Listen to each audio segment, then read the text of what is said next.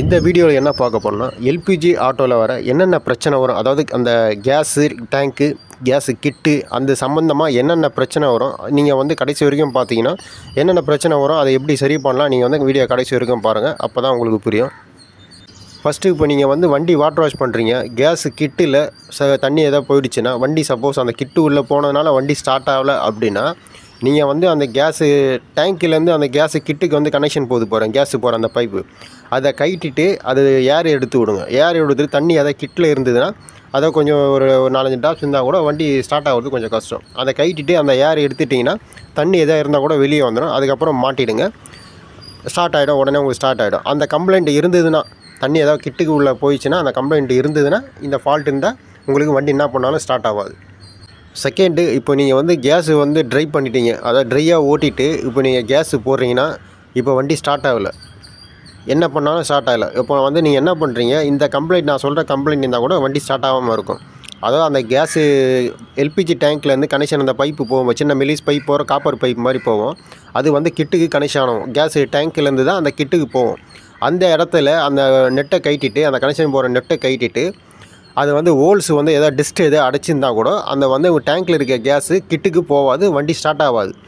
ஏன்னா நீங்கள் ஃபுல்லாக ட்ரை இருக்கும்போது அந்த டேங்க்கில் ஏதாவது ஒரு மண் தூசி எதாவது இருந்ததுன்னா கூட அந்த சின்ன மெலிஸ் பைப்பு தான் அது ஒரு அடைச்சிக்குதுன்னா கூட அதை கைட்டி பாருங்கள், அந்த ஹோல்ஸ் தெரியுதா பாருங்கள்.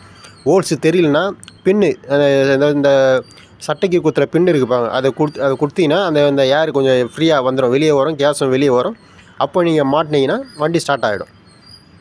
தேர்டு, இப்போது கேஸ் டேங்க்கில் வந்து இப்போ ஃபால்ட் ஆச்சு, இப்போ வந்து டேங்க்கு முள் வேலை செய்யலை, வேறு ஏதாவது கம்ப்ளைண்ட் இருந்ததுன்னா என்ன பண்ணுவாங்க, கேஸு டேங்க்கில் இருக்க கேஸை ட்ரை பண்ணி வாங்க, இல்லை வண்டி ஸ்டார்ட் பண்ணி வண்டி ஓட விட்டுட்டு அதை கேஸஸ்லாம் ட்ரை பண்ணிவிட்டு அதுக்கப்புறம் வந்து அந்த டேங்க்கு ஃபுல்லாக அந்த வால்வுலெல்லாம் கைட்டுவாங்க. சில பேர் என்ன பண்ணுவாங்கன்னா, அந்த கேஸை டேங்கை கைட்டிட்டு அந்த உள்ள டேங்க்கில் கேஸ் இருக்கும் பாருங்கள், அந்த வால்வுலாம் ஃபஸ்ட்டு அந்த வெளியே அந்த முள்ளெலாம் இருக்கும் பாருங்கள், அந்த கேஜெலாம் எல்லாம் கைட்டிட்டு ஒரு பாத்திரத்தில் அந்த டேங்க்கில் இருக்க கேஸை வந்து அந்த பக்கெட்டில் ஊற்றிட்டு ஒரு துணி போட்டு இல்லை ஒரு அட்டை போட்டு எதாவது மூடிடுவாங்க.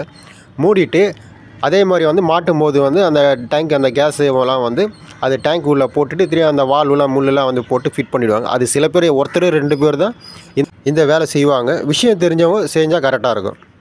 ஃபோர்த்து வந்து சில பேர் வந்து வண்டி மைலேஜே வரல, ரொம்ப கம்மியாக வருது, இப்போ ஒரு கிலோ போட்டால் 5 கிலோமீட்டர் 10 கிலோமீட்டர் தான் போகுது, அந்த மாதிரி கம்ப்ளைண்ட் இருந்தால் கூட உங்களுக்கு வந்து, ஆனால் லீக் எங்கேயுமே ஆகலை, இப்போ அந்த டேங்க்லேருந்து லீக் ஆகலை, எங்கேயுமே கிட்டிலேருந்து லீக் ஆகலை, எந்த கம்ப்ளைண்ட்டும் அவ்வளோ சீக்கிரம் வந்து கண்டுபிடிக்க முடியாது.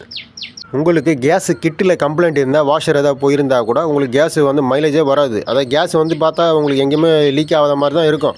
ஆனால் வந்து அந்த கேஸு கிட்டில் கம்ப்ளைண்ட் இருந்தால் உங்களுக்கு வந்து சுத்தமாக நீங்கள் போட்ட கேஸு வண்டியில் இருக்கவே இருக்காது, டேங்க்கில் இருக்கவே இருக்காது.